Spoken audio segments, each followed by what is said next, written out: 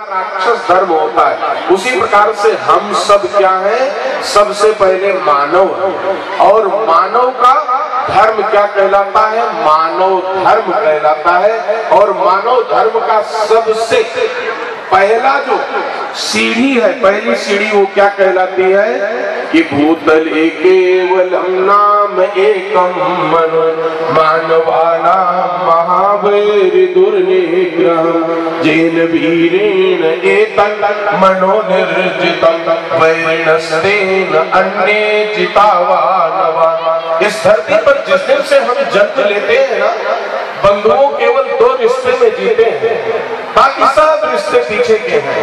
वो रिश्ता क्या होता है? शत्रु और मित्र का। अगर हमारे विचारों में मतभेद हो गया तो माता भी शत्रु हो जाती है, पिता भी शत्रु हो जाते हैं, भाई भी शत्रु हो जाता है, और दूर वाला अपना सगा बन जाता है। लेकिन इस धरती पर एक व्यक्ति ऐसा हुआ जो अजात शत्रु कहलाया, जिसके शत्रु का जन्म ही नहीं हुआ। उस व्यक्ति का नाम आप लोग जानते हैं कौन है? जो हमारे बगल में बैठे हुए हैं, ये युधिष्ठिर लाल नाम है। ये लिखा हुआ है महाभारत में, यथा नाम तथा गुण।